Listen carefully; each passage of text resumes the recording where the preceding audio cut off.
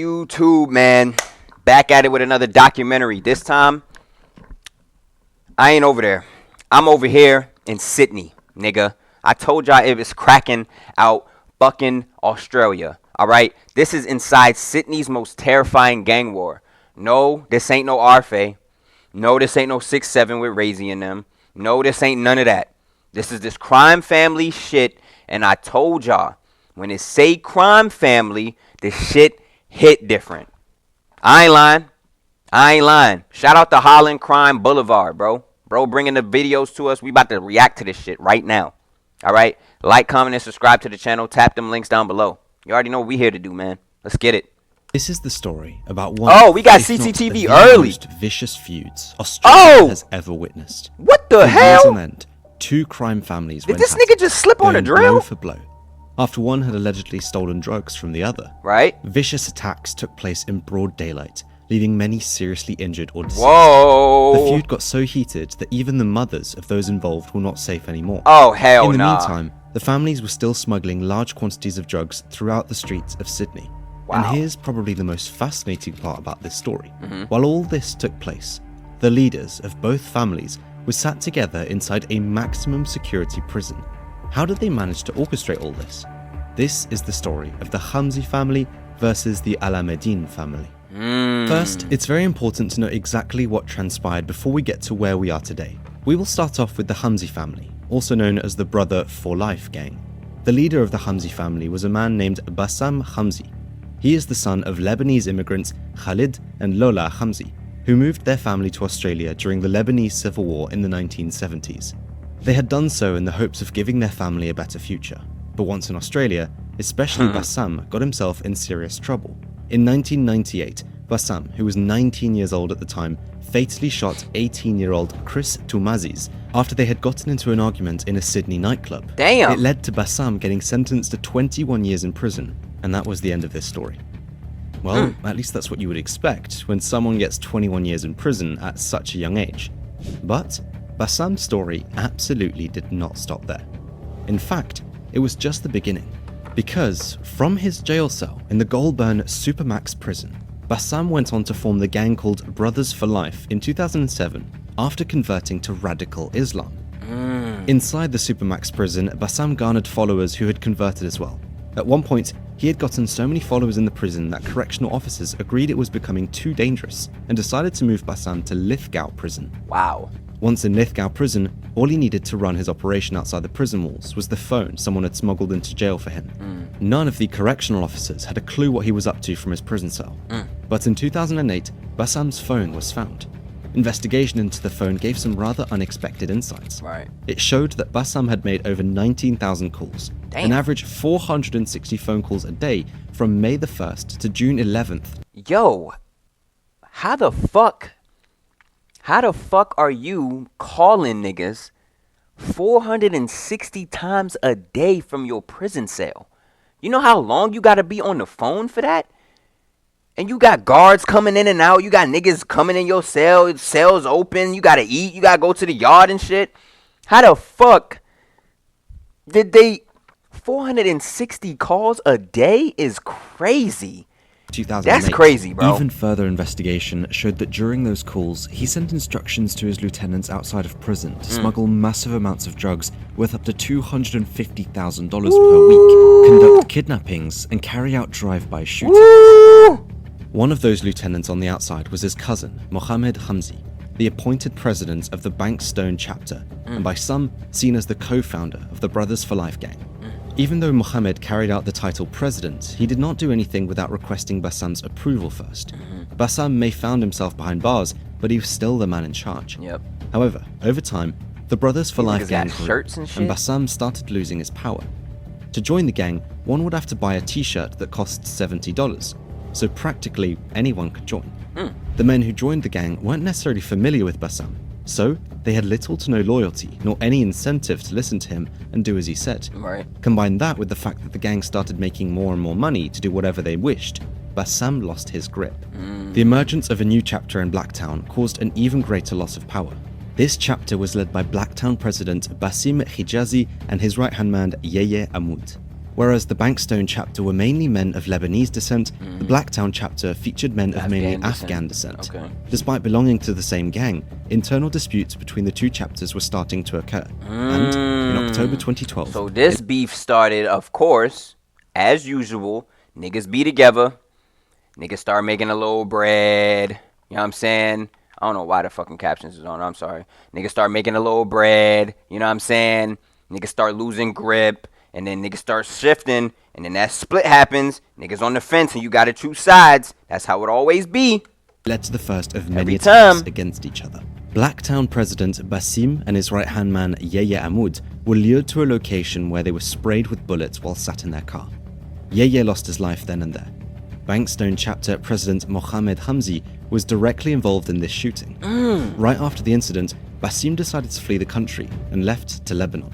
He was never heard of again. Wow. This, however, did not mean that the feud... That nigga caught a body and got the fuck on. Some of all y'all UK drillers need to take note of. Y'all don't be listening, and though. the Blacktown chapter was now over. I'm sorry. Attacks would continue to go on back and forth. Another notable attack took place a year later in Revesby Heights on the 29th of October 2013, just past midnight. Bankstone president Mohammed Hamzi sat in a garage with Mahmoud Hamzi and a man called Omar. Without them noticing, a white Nissan Tider parked further down the street. Two people got out of the car and calmly They got walked towards the CCTV. garage. Once in range, they both... Hold on, my fault. I'm talking. My fault. Omar. Without them noticing, a white Nissan Tider parked further down the street. Two people got out of the car and calmly walked towards the garage. Once in range, they both started firing off multiple shots. The third person that stayed inside the car could be seen picking the two others up and fleeing the scene. According to the police, the intended target was Mohammed Hamzi, as revenge for the attack on Basim and Yeye. But the shooters managed to hit everyone except him. Mahmoud Hamzi lost his life on the scene, and Omar was badly injured. The three suspects, one of which was a woman called Amanda Crow, was later arrested. They got females out here riding? Oh, nah. Y'all got it. I ain't fucking with Australia. Y'all got that shit. Once y'all got women in the car, in that four-door ding-dong, shooting niggas, y'all got it. It's over. Had ties to the Brothers for Life Blacktown chapter. Mohammed luckily survived this brazen attack and was arrested not much later for his involvement in the shooting of Basim and Yeye Ahmoud. NSW Police Commissioner Mick Willing voiced his concerns about the vicious attacks going back and forth and the effect it had on the community. He urged everyone in the community to cooperate in their investigation by sharing any piece of information they had, allowing police to get the suspects off the streets and putting a halt to the violence, though that would prove to be way harder than expected. On the 11th of December 2014... I ain't gonna lie, Mr. Policeman, you gotta give me some bread. I ain't just about to snitch. Alright? I told y'all plenty of times on this channel. Y'all take my chain, I'm calling the feds. I don't care, bro. I don't care what you call me. I don't give a fuck. I paid for the chain. I'm not finna go on your block and risk getting smoked for some fucking piece of fucking chain that I could just get back. You know what I'm saying? So fuck that. Calling the feds. The feds will handle you. And I will get my shit back. I ain't lying, bro. I'm telling the truth, bro. I'm telling the truth. Allowing police to get the suspects off the streets and putting a halt to the violence, though that would prove to be way harder than expected. On the 11th of December 2014, there was a shooting yet again. This time, the victim was Bassam's mother, Lola. A shooter opened fire on her front door while she stood behind it. What? She was struck once in the stomach, but luckily survived the attack. Damn! Nah, bro. Oh, she survived. Thank you, Jesus, for that. But them stomach shots is tricky. She might be on that bag for the rest of her life. Oddly enough, Lola Hamzi was the second female family member to be shot through the front door of a house, because early on the 9th of March 2013, Bilal Hamzi's mother, Maha, which is in turn Bassam's aunt, was shot 8 times in the leg. She luckily survived as well. The intended target was Bilal, because he had tried to extort someone's mother for $5,000. Instead of him opening the door, his mother did, and she became the target. But more on Bilal later, whose last name is written differently, as you may have noticed. Different branches of the family use different variations of the surname. By the end of 2014, after several years of on and off chaos and destruction, it seemed as if the end had come for the Brothers for Life gang, after a successful police operation saw many members get arrested. Everybody Most of getting the key locked up. members either passed away or were put behind bars. "I'd like to think this is the final nail in the coffin," NSW Police Commissioner Mick Willing said after all the arrests. More than 300 charges have been laid against 21 members, putting them all away for a very long time. Bassam, who was still jailed, saw his gang crumbling down. It went quiet for 2 years, but the end was nowhere near. In fact, it would only get worse. Telling you, bro. Far worse. Because besides the Hamzi family, there was another notorious crime family active in Sydney, Australia, named the Alameddins. One of the leaders of the Alameddin family was also incarcerated, just like Bassam. Talal Alameddin was sentenced to 17 years in jail for supplying the firearm used in the fatal attack on police accountant Curtis Cheng that occurred in 2015. What's going on with this? We executing government officials and shit now? This is what we doing? I told y'all, bro. Don't put gang in front of these niggas' name. We say crime family when we're dealing with shit like this, bro. Crime family is way different than gang. These niggas got more money. These niggas got more guns. These niggas got more firepower. These niggas got more men, all right? These niggas out here catching bodies on government officials and supplying the gun to off them. Like, bro, all right, bro. Not going to Sydney, bro. Told you, I'm not going to Australia, nigga. Was sentenced to 17 years in jail for supplying the firearm used in the fatal attack on police accountant Curtis Cheng that occurred in 2015 at the NSW Police's Parramatta headquarters. The attack was labelled a terrorist attack and caused a shock throughout Australia. Some members of the Alameddin family were involved in about everything illegal, just like the Hamzi family. Wow. This in turn made them rivals of each other in the streets of Sydney. There are many stories told about what the exact reason for the feud was. Some say the members of the Alameddin ripped off a drug shipment for the Hamzi family back in 2013. Some say it simply began over claiming turf in Sydney to sell their drugs on. Which is both. Whatever the exact reason plausible. may be, it would become one. Oh, this is if from not earlier. the Whoa, most whoa, whoa. hectic feud Australia has ever seen. Oh! April 2016, the first of many attacks linked to this feud occurred. Safwan Charbaji, a relative of Alameddin associates, was taken out.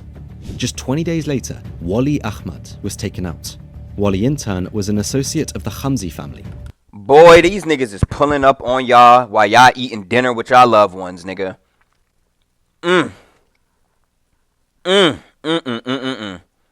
And they got the CCTV right here. Wow. Wow. Crazy. Remember NSW Police Commissioner Crazy. Mick Willing saying, "I'd like to think this is the final nail in the coffin," Right. after all the arrests back in 2014. Yeah, it was far seemed from as if over, the my Hamzi bro. family was I ain't back gonna in lie. the game. Far from over. And that resurgence could have been fully orchestrated by none other than Bassam. He reached the national news again in October 2016 when prison staff found yet another phone that could be linked to him. It was a 7-centimeter long phone hidden in a book in the library of the Goulburn Supermax Hey, that's prison, clever. I ain't where gonna he was lie. transferred to back after his brief stay in Lithgow prison. This nigga went By back to then- the Nokia baby's phone. Ah, my man had the phone tucked into the book. Let me find out, Bassam was okay? labelled as an extreme high-risk inmate for a while already, due to his radical religious beliefs and followers. So, it was pretty embarrassing for the prison staff to learn that he had access to a phone. This is absolutely unacceptable, and we will be investigating this incident fully using our top security operations team from the Security and Intelligence Unit. NSW Corrective Services Commissioner Peter Severin said, "Well, so much for the investigative efforts, because less than 2 weeks later, the same extreme high-risk inmate was caught with yet another phone.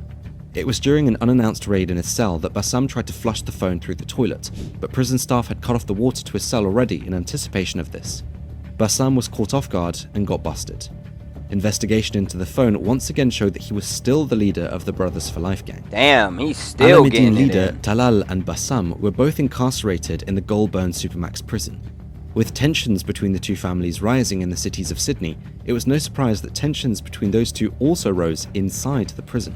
In October 2018, their paths crossed, which led to a brawl all caught on camera. It allegedly started off as an animated discussion about the balance of power inside the prison. Oh! Then, Oh, shit! They got this on camera?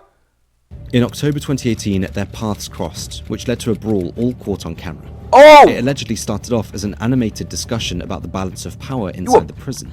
Then, CCTV footage showed Talal grabbing Bassam and connecting all of his punches. Bassam did not stand a chance. Oh It took my. several prison He was beating his ass, boy. Jesus Christ. Why they not trying to show it, man? inside the Mink, prison. mink. Then, CCTV footage showed Talal grabbing Bassam Woo! with punches. Bassam Boy. did not stand a chance. It took several prison guards They out to here stop the swinging. fight. NSW police immediately feared for retaliation of both families outside the prison walls. Hell but yeah, they remained about to relatively retaliate, calm. boy. What the fuck? However, on the 14th of October 2020, Shaylin Zreka, Whoa. an associate of the Alameddins, Whoa. beaten up by members of the Hamzi family. Oh, they. After 2 years of relative silence, the feud got heated. Woo! Woo! 3 days later, Woo! Woo! They whooping his ass. Hold on. Zreka, an associate of the Oh Alameddins, Lord. beaten up by members of the Oh Hamzi family. Lord, they caught him in After traffic. 2 Oh years of relative Lord. silence, the feud got heated again. Woo! Later, several bullets Boy. were fired at Ibrahim Hamzi's home. As retaliation for that attack, Rafat Alameddin's home was shot up a day later on the 18th of October. Oh my God. These niggas is. Yo! Day later, his man get beat up. A day later, he get in his house shot up. What the fuck? Yo, y'all niggas is on job over there. 3 days later, several bullets were fired at Ibrahim Hamzi's home. As retaliation for that attack, Rafat Alameddin's later. home was shot up a day later on the 18th of day October. later. That's how fast it could go in this feud. Boy. One did this, the other immediately did that. It went on, tit for tat. Tit Just for a day tat. after Rafat's home was shot up, the Alameddins were about to deliver a big blow to the Hamzi family. On the 19th of October 2020, early in the morning, at around 7:30, Younger brother Majid left his BUSSIN. house by foot to go on a walk. What he did not know was that 2 hours earlier, 2 men parked their vehicles in front of his home. They were still sat in the car and had a mission to fulfill. Right as Majid left his home and started walking down the street, 2 armed men got out of the vehicle and chased him. Once close enough, they started firing shots, some of them hitting Majid. They ran back to their car, despite Majid not being down yet, got in the car and fled the scene. CCTV footage showed Majid. Hold on. Let me pre it. They were still sat in the car and had a mission to fulfill. Right as Majid left his home and started walking down the street, 2 armed men got out of the vehicle and chased him. Once close enough, they started firing shots, some of them hitting Majid. They ran back to their car, despite Majid not being down yet, got in the car and fled the scene. CCTV footage showed Majid running while wounded, glancing over his shoulder, but after 100 meters, he fell to the ground. An ambulance crew tried their best to keep him alive, but Majid succumbed to his injuries. Just like that, Majid Hamzi, Bassam's younger brother. Ooh. Boy, they did him grease. Boy, they waiting for him in the car. He get out the car, they hop out, running down, blicked at him. He didn't even die yet. He running away, he wounded, running away. Them niggas got the fuck on. Boy, it's cracking out Sydney, man. Come on, man. Meters, he fell to the ground. An ambulance crew tried their best to keep him alive, but Majid succumbed to his injuries. Just like that, Majid Hamzi, Bassam's younger brother, got his life taken. When asked about the incident, Bassam was upset, but gave a calm and simple answer. I accept it as the will of God. However, He's crazy. Let me tell you something. When he looks, like they said, he looked obviously furious, but he's calm and was able to give you a statement. This is how the nigga did. What do you think about today? Whatever God says, this is what will be done. And he get up and walk off. Yeah, they're retaliating tonight. Bankstown police. They're retaliating tonight. I ain't lying. Very, very worried about potential repercussions following this shooting. And he wasn't wrong. After the attack on Majid, the feud went totally wild. There almost wasn't a week that went by without a fight, shooting, cars being shot at, houses, and of course people. The two groups constantly became more violent and reckless, which also led to innocent civilians becoming the victims. Damn, he blicking like that? Time before it would be fatal. That happened on the 30th of January 2021, when an innocent man called Mustafa was fatally struck. He had nothing to do with any crime and was mistaken for a member of the Hamzi family. That's my fear, bro. My fear is being mistaken. That shit is... Mistakes can happen, man, and that shit is not cool, bro. Like, That's why I always say, bro, if y'all going to blick him down, hop out the ride and ching him down. Just, bro, do like how bruh did in the CCTV footage did. I'm not condoning it. I'm just saying. You just say, you such and such, yeah? Yeah? Bop. That's all you got to do. Again, I'm not condoning this shit. I'm just saying, bruh. This feud could truly pop off. That's how anywhere, you eliminate anytime, getting civilians. On the 6th of February 2021, it was a day like any other at the Berliner Byron Gateway Airport, right? With people coming and going. This is 2 members of the Alamedines were stood at a conveyor belt, waiting for their luggage to arrive. A Hamzi associate spotted them and walked up to them, and a brawl immediately ensued. Punches flew left and right. Oh, what's up? While innocent bystanders What's quickly up? to grab their belongings and get out of the way. A mother could be seen grabbing her daughter to quickly get out of the situation. A woman tried to intervene, but that did not help. Talking about, Hamzi nigga. family member Hassan and not much later, a 5th man also joined the fight. All bystanders could keep a safe distance and see it all unfold. It eventually took a security guard to put an end to the fight. Police once again immediately repercussions. Boy, they swinging out here, boy. Let me find out I'm getting lit. I'm sweating. Fuck is you talking about, boy? Follow, and looking back, I'm lit. It was safe to say they were not wrong. This fight kicked the feud up a notch, as if it already wasn't violent enough. Right. The next victim would be Bilal Hamzi. Bilal had known for months that there was a price on his head. Even the NSW police told him about it and suggested him to keep a low profile for a while. So wait, what is okay, so where's Wales? What is Wales? Wales is their independent country, right? But y'all talk, do y'all have the same accent as Australian people? Or y'all near Australia? Is Wales an island? Where is Wales at? I don't know where Wales is at. What is Wales? I know Gareth Bale played for them. I know FIFA. You know what I'm saying? Gareth Bale played for Wales. Man, y'all let me know in the comment section. Rumors Where in is the Wales underworld at? said it was the Alamedines who wanted him gone and put a price of $750,000. Woo! Some even suggesting it was a myth. Woo! Rumors one would take pretty Oi! serious, you'd think, right? Not for Bilal.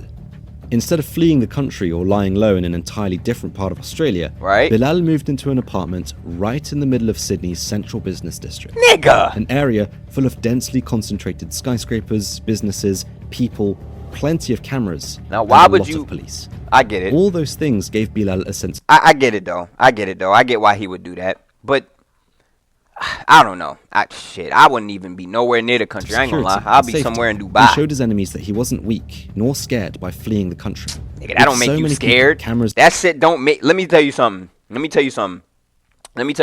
That shit do not make you scared or a bitch just because you're taking precaution on your life, nigga. I don't give a fuck what niggas say. You can call me whatever.